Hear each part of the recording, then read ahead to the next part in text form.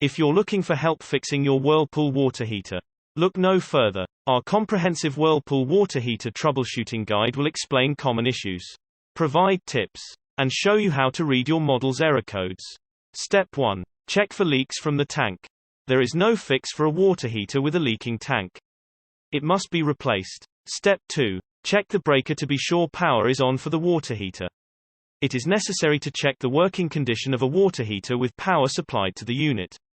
Put on rubber sole work shoes and be sure the floor near the tank is completely dry. Step 3. Unscrew the cover plates on the upper and lower access panels with a Phillips head screwdriver. Put on work gloves to remove the insulation cutouts.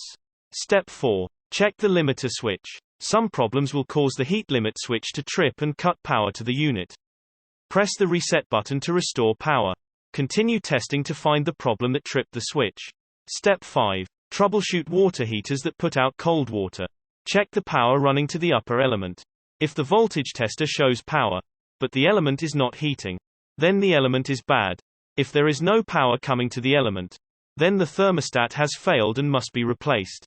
Step 6. Troubleshoot water heaters giving warm water or small amounts of hot water. Check the temperature setting. Adjust the setting with a slotted screwdriver if necessary. Set the temperature between 110 and 125 degrees F. Check the cold intake tube and fastener ring. If cold water is pouring into the upper tank, it reduces the output temperature. Make sure both thermostats are pressed firmly against the tank. Check the power at the upper thermostat connection terminals that transfer power to the lower thermostat.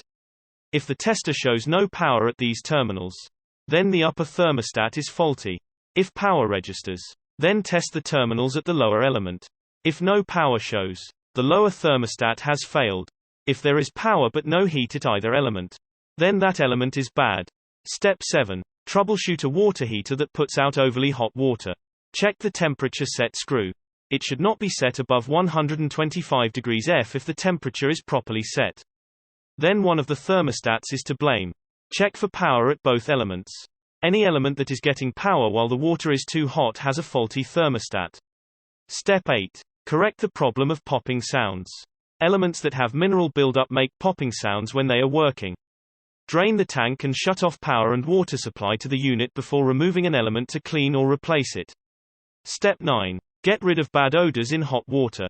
Magnesium anode rods cause bad smells when exposed to some of the minerals common in tap water.